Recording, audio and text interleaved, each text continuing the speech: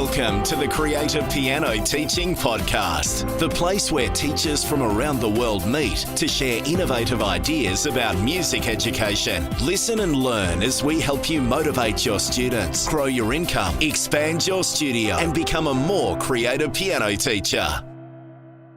Welcome back, everyone, to another edition of the Creative Piano Teaching Podcast. And once again, I do thank you so much for listening. It means a lot that I know there are so many people out around the world who are getting great ideas, advice, tips, and tricks to help in their piano studio from this podcast. My name is Tim Topham, and I'm the teacher behind the Creative Piano Teaching Podcast, the blog at timtopham.com, and the InnerCircle Piano Teaching Professional Development Community. This is the podcast to listen to if you are interested in teaching in a more contemporary and creative way. Each week, we explore fresh ideas for your teaching or business. We interview the most interesting and innovative music educators from around the world and give you a regular dose of creative inspiration for your studio. As usual, today's show notes and a full transcript are available for download at timtopham.com/episode 78. In today's episode, we're going to be talking all about planning a piano teaching curriculum. This is something that I've been asked about many times, and so I've decided to put my thoughts into both writing and speech in the form of this podcast, and also the blog posts that I'll be releasing this month at timtopham.com. This, of course, is part of my month where we're looking at teaching beginners and planning lessons and curricula. And so that's what we're going to be focusing on today.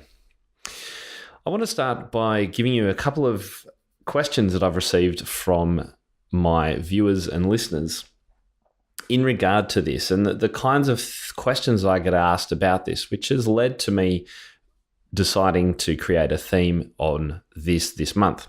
So the first person says, the second challenge for me is creating a really attainable curriculum for each student within the constraints of a 45-minute lesson. I've taught mainly intermediate and advanced students and now find myself struggling with beginner early years and trying to fit everything in. Now, I know this is such a common issue. I hear it regularly, both in my members area on Facebook groups and just as comments as replies on blog posts. 30 and 45 minutes is never enough time. Even an hour does leave us wanting more time. There's never enough time. And of course, there's never, ever going to be enough time when we try and do too much. And I think what we'll talk about today, I know, is one of the biggest issues is the problem around segmenting too much. So if you tend to pigeonhole the segments of your lesson, so, okay, now we're doing oral work, now we're doing our pieces, now we're going to move away from the piano over to a bench and we're going to do some theory. And now I'm going to test your general knowledge. If you're segmenting your lesson into little pigeonholes like that, then you will never get everything done. And it's really about finding the links and the connections between things that will not only make things much more interesting for your teaching and make things more relevant for your students, but will allow you to cover more in a lesson because things are actually going to connect. So that's what I want to help you think about this month. Here's another reply that I got from one of my viewers recently. It says, well, generally I love the challenges that arise from teaching piano. However, something that struck a chord, no pun intended, is your 6 mistakes blog post. In your 6 mistakes blog post, so that was a post that I wrote in 2016, was the exam-focused approach to teaching. I've been conscious of this and tried to adapt my approach recently. I find children are more motivated to practice with an exam to focus on. So my approach fluctuates from exam prep to fun, easier pieces in between, which feels more like a roller coaster than a more structured path of development. So my issue is finding a range of fun but appropriately leveled exam pieces that children will be challenged and motivated by. So what a fantastic question. And again, another direction that I get a lot of comments regarding, and that's, what do you do if you don't teach an exam-based syllabus, particularly for teachers who are in the UK and in Australia? And I'm going to be talking about that today and also in some of the other blog posts this month, because I know this is a big issue, particularly for teachers who were brought up in a particular exam system and who now teach in exactly the same way, often using the same exam system without really thinking about whether that's the best way to approach their teaching. So that's the outline of what we're going to be talking about today. Let's get stuck into it. And I think we should actually just start with a really quick definition of curriculum. If you haven't actually come through a teaching degree, you might not actually be familiar with this word, curriculum and syllabus. And I want to give you, I guess, a direction to look at these in for the construct of today's podcast. So when we look at curriculum, the definition actually is the subjects comprising a course of study is a curriculum. So it's about the subjects, the thing that goes into an overview, a course of study. The syllabus is the name we give to the actual subjects in that course.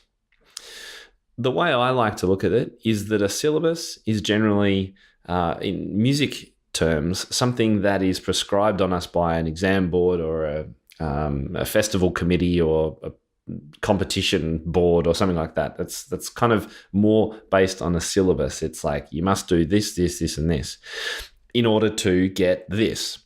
And that's great if the goal of whatever you're teaching is to pass that exam or assessment or that competition. Whether or not that's actually providing for a holistic learning journey for the student is the question, I guess, that I would have for you as a teacher. The curriculum, to me, is the more holistic way to look at music education. So what are all the things that you're doing, part of which might include an exam syllabus? What are all the things that you're doing that contributes to your students' holistic education? Really, your curriculum is going to depend on your philosophy.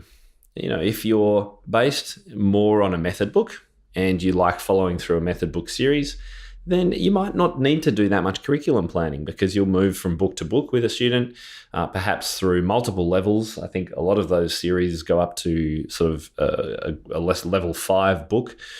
And then you will move on to perhaps more traditional repertoire. So if you're doing that, you might be wondering why you would be even listening to this podcast, because the curriculum is pretty much laid out for you.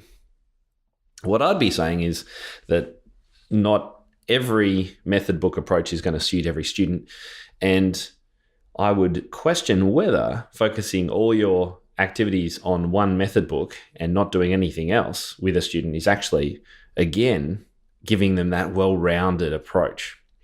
And one thing I've got to say right from the start is, while I do like some particular method book series, and I'm going to mention a couple soon, no method book is perfect and no one method will suit every single student you've got. So we do need to have a flexible approach.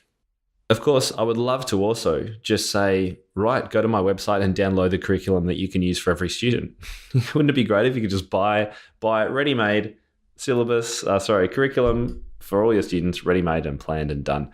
Unfortunately, again, it's not how it works, because every student is different and every student will need a different approach. So one size does not fit all.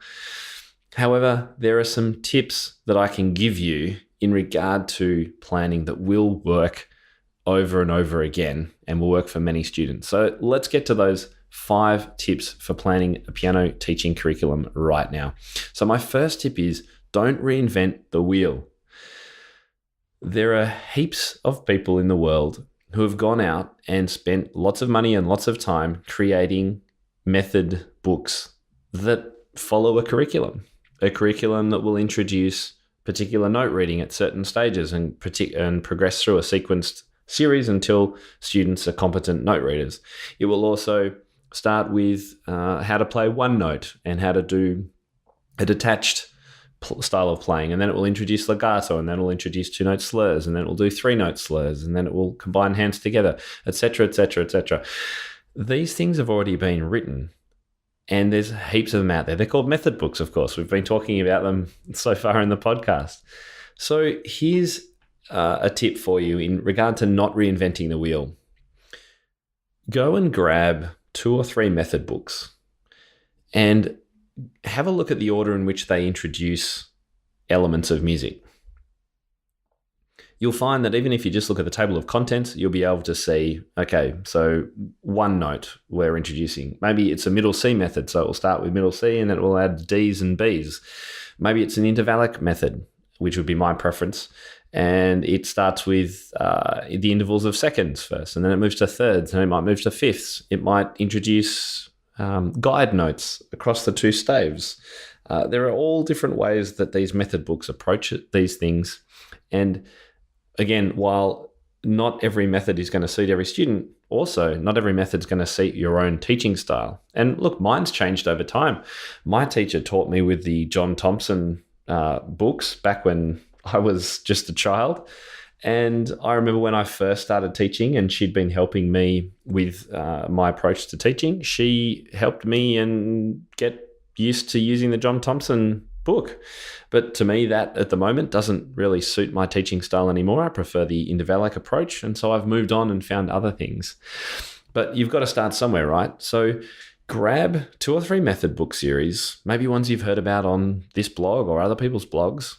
Just buy the first book and see how they introduce the topics that students need to learn. That is a curriculum. Maybe even write them down. Just draw 3 columns down a sheet and write down how each of them approach the different order. And then decide which you like the most, or combine them into a flow that works for you. So that's my tip number 1. Don't reinvent the wheel. See what's already out there. Do some Googling, do some searching, find some method books and see what's already done. All right, my tip number 2 is regarding any kind of lesson plan or lesson delivery. Keep flexible. You don't have to stick to a plan, even if you've got a plan. Avoid changing activities too quickly. Keep with the flow. The reason I say this is that I think when we try and do too much in piano lessons, we sometimes lose the momentum that we've got from a fantastic activity that a student is really, really enjoying, but we feel, we've really got to get on and do our general knowledge, and we've got to do those oral questions because they're on my lesson plan, and well, there's exam coming up in 6 months and whatever it is, right? When something is really flowing in a lesson and a student's engaged and they're motivated, they're enjoying things, the eyes have lit up, they want to do it again and again and again, even if it's a little game, then go with it. Keep flexible. You don't have to stick dot to dot points on your plan, okay? I'm giving you full permission. If a student's really engaged in something, then go with it for a little bit. I think the other thing is, with regard to flexibility, is have some ideas up your sleeve. And that's why when you're doing a lesson plan, particularly if you're teaching something for the first time, always make sure you've got more ideas up your sleeve than fewer. Because sometimes, things won't work out the way you planned, or maybe a student won't respond as well as you thought, and you'll just need to be able to bang, bang, change. So having some ideas up your sleeve is part of that, being flexible. But please, if you've got something really fun going on in your lesson, go with it. Let the student engage and get deeper into it and really enjoy it, rather than feeling like you've got to change. Okay, curriculum planning tip number 3 is to actually let yourself work on the fly. Now, what I mean by this is don't be too specific when you're planning lessons. I'm going to be talking in a moment about my 3 segments for a comprehensive piano lesson. And I really like to keep things simple. It's a little bit like how I also like presenting or speaking to people at conferences and things. I'll have dot points, I'll have ideas that I want to cover, and then I will vamp on them. I will discuss ideas around them. I'll explore ideas around them. So while this is all about planning that curriculum and getting lessons formalized and organized, don't get too constrained. Like my tip number 2, being flexible, leave yourself some leeway to invent things on the fly. Now, even if you're not feeling all that creative in your teaching, you will only sort of work out where you can get creative if you give yourself that chance, right?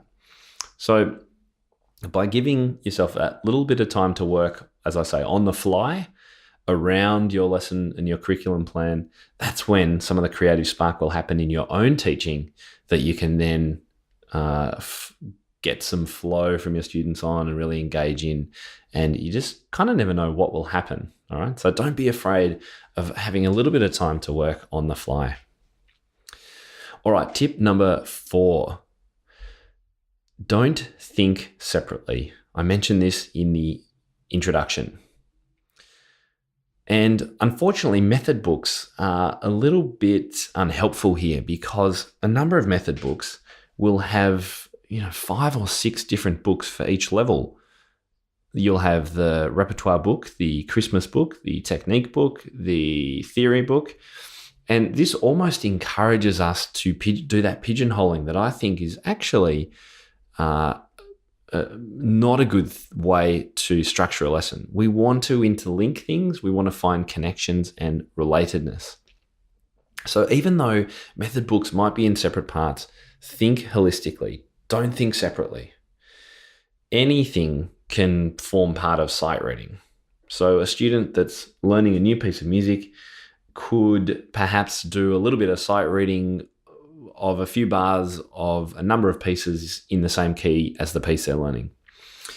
You might find that the piece of music they're about to learn has a lot of fifths in the left hand, so they could do some sight reading of fifths in the left hand. Think of ways that you can connect things. So connecting, for that example, connecting the sight reading into the music that they're actually about to learn, using it as a prerequisite almost to actually learning the piece of music. Again, creativity can be related to just about anything that's going on. If you're learning a piece that has a left-hand simple walking bass, boom, boom, boom, boom, boom, boom, boom, boom, then maybe the student could just improvise, maybe even on 1 or 2 notes in the right hand, something really simple along to that bass line. Even if you play the bass line, think about these ways that you can get creative. Could they sing that bass line back to you? Maybe that could be your oral component. Could you talk briefly about some famous blues players? Maybe that is your general knowledge component. So think about how you can relate things together. Try and avoid segmenting. That's my tip number 4. And my tip number 5 is, we mentioned it before, whatever you do, don't use an exam board as your syllabus for teaching.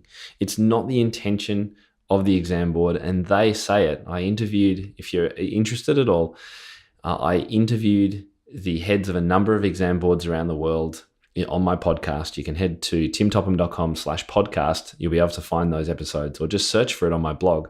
Search for ABRSM or AMEB. They all said that the exam board is not a syllabus. It's not designed to form the basis of what you teach. It's designed to make clear the requirements for an assessment. Okay, so think a little bit wider and more broadly about the kinds of things you can do in lessons. And I'm going to help you as much as I can on this blog because I'm really passionate about helping people use the exam boards for what their purpose is, which is a fantastic way to assess students.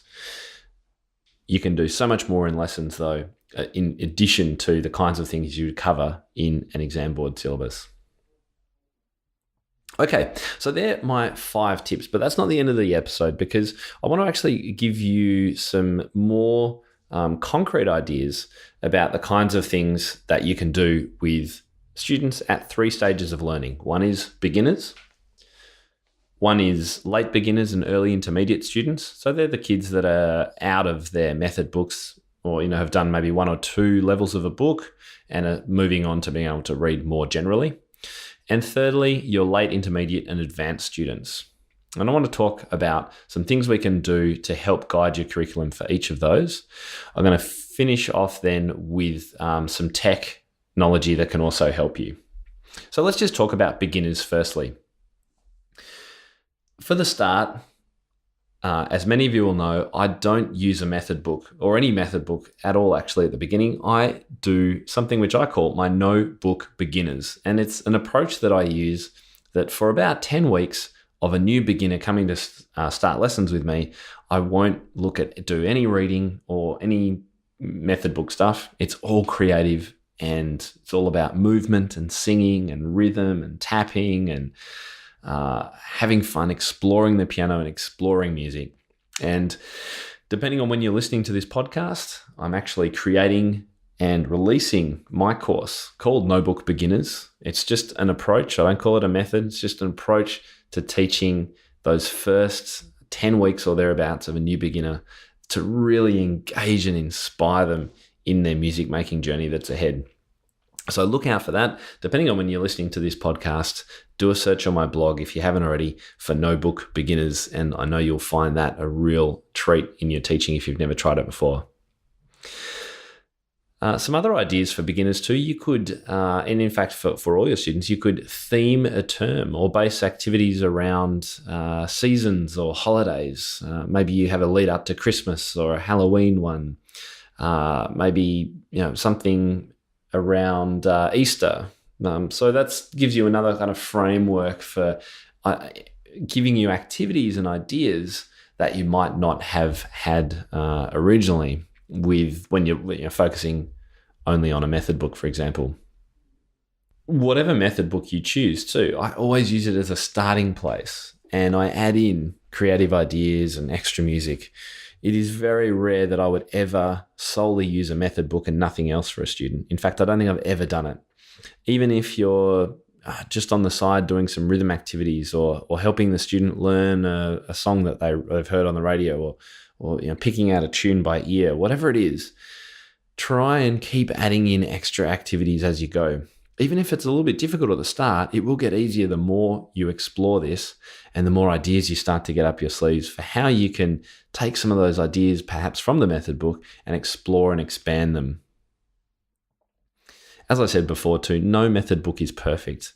My suggestions, if you're interested in what I like for various groups, if you've got young beginners, then I really love Piano Safari, and you can actually have a listen to episode 71 of this podcast, where I interviewed the writers of the Piano Safari method about how they've come about, what they do, and what the method's all about. It is a great way to start young beginners. If you haven't checked it out, do check it out, pianosafari.com. If you've got teen or adult beginners, then the thing you must be careful of is that the method book you use, if you are choosing to use a method, doesn't have lots of childish kind of pictures in it, because it can be a real turnoff for particularly teenage students. So in this regard, I quite like Piano Pronto, which you can find a link to in the show notes. The Accelerated Piano Adventures by the Fabers, I think, is good. And for those kids who you want to introduce more of a chordal approach to, then I found out last year at the MTNA a series called Way Cool Keyboarding, and we'll pop a link to that in the show notes as well. So there's some of my suggestions for methods for beginners. But again, supplement it, use different things, or maybe use a combination of those things together. I think that's how we come about a real creative and inclusive and holistic approach to music education. Okay, so let's check out the late beginners and the early intermediates. So these are the students that know how to read music, but have kind of passed on from a method book series.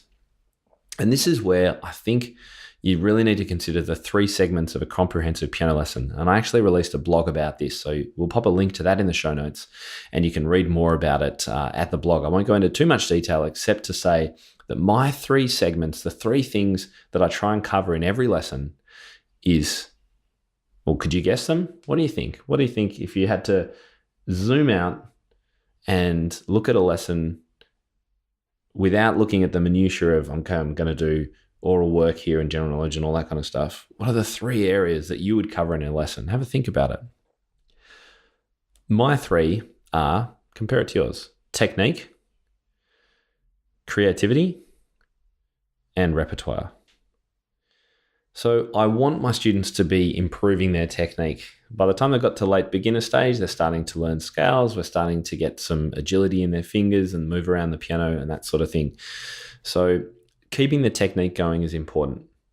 I really love finding a crossover between technical work and creative work. And one of the easiest ways to do that is to use scales as a way of improvising in the right hand, while the left hand is perhaps playing a chord or keeping some kind of harmony going. Another approach for technique at this level is that you could follow the technical requirements for an exam syllabus of some sort. Just be careful, again, that you don't follow the whole syllabus for everything, but to link your students up to an approximate level of an exam board system, I don't see anything wrong with that, because I think that does then give them a sequenced approach, and it allows them to progress along. And it means that if at some stage down the track you would like your student, or your student would like to try out and do an exam, then they've got the technical ability at that level that has progressed up. So that's one or two ideas for technical work. For creative, look, that's what my whole blog's about. So get on the blog and search for anything to do with chords or improvising or blues or any of those kinds of things. My members area, I've got heaps more ideas around creative piano teaching. That's where all of my courses are, all of my lesson plans, all that kind of stuff. So if you're interested in membership and you haven't checked it out yet, head to timtopham.com/community. And finally, repertoire. One of the questions I get asked most is where to find good repertoire. If you're not going to use a method book, where do you find it? Well, as you know, or you may know, I've started doing fortnightly repertoire raps. These are Facebook Live videos, and we'll pop a link in the show notes as well to these. Every fortnight, I'll come online and show you some great ideas for repertoire that you might not have found recently and give you all the links to them. So it's a dead easy way to find some new music that is suited to your students. Another question I get asked about repertoire at this late beginner and early intermediate stage is, what do you actually teach? How do you teach these pieces, particularly if it's not something you've done before? So in that regard, I don't have time to cover it here, but I'm actually setting aside podcast episode number 81, that's in 2 weeks' time, where I'll be showing you what I do with elements and activities around music. So how do we pull them apart? How do we prime students for the things that they're going to need to learn in these new pieces, and give them some really creative, exciting activities around them before they actually start learning them? It's a great episode, and it's coming up. It's going to be number 81. Stay tuned for that. And of course, as well, by the late beginner, early intermediate stage, students should be starting to put their hand up and perhaps have some say in what they're going to be learning if they haven't been doing that already. So what does the student like playing? Can you help them pick out a song that they like listening to on the radio or that they hear their parents listening to? Ask them, what would you like to learn? What are you listening to on your iPhone at the moment? Perhaps you could introduce some composing ideas at this stage too as a regular part of lessons, and maybe covering some ideas around lead sheets or pop songs. These are all things that you can now start including at this late beginner, early intermediate stage, leading into stage 3, which is the late intermediate and advanced stage. Now, for the most part, I'm not going to talk too much about this because curriculum by that stage generally is based around repertoire and advancing levels of repertoire. But look, again, it depends on what the student's doing. I've had plenty of students who want my help in doing composition at this kind of level. So I can think of a student that I took on who'd already performed very high level, grade 8 or above, A diploma kind of level. And he was now looking for help with playing more popular music and composing. So we were doing harmonization, improvisation, all of this kind of stuff. And he was an advanced level student. So, it's harder to set a curriculum at this level because it's going to depend on the aspirations and the goals of the student. Maybe they are sitting high-level exams for school or trying to get a scholarship or get into university. So that's going to determine the kinds of things you do. But as you know, I wouldn't be me without saying try and keep some creative aspect in those lessons if you possibly can, and if the student wants to. Okay, so let's finish up today. I hope this has been helpful. I did mention that some technology that might help. I was just looking at my notes here.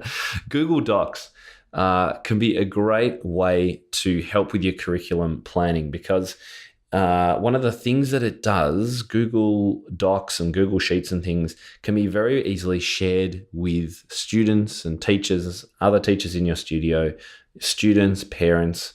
and it's all shared in the one document. You don't have to email things backwards and forwards. It's one of the best time savers I've ever found. I use Google Docs all the time. If you're interested in finding out how to get more productive using some of these tech features, then head to timtopham.com/events, because I've actually got a free training there all about productivity using Google Docs and a couple of task and planning tools too. So check that out. There are also a number of apps that can help you with your lesson planning because they sync in with students and what they're doing and parents and all this kind of stuff. We've got Practicia, of course. We'll put a link to that. I know Sam, the developer of that, quite well, and that's just getting better and better as he develops and releases new features. There are other practice and organization apps that you might be interested in too. And things like My Music Staff and Music Teachers Helper. And there's a discount for Music Teachers Helper for all my InnerCircle members. Even if you are already using it, you can still get a discount on it.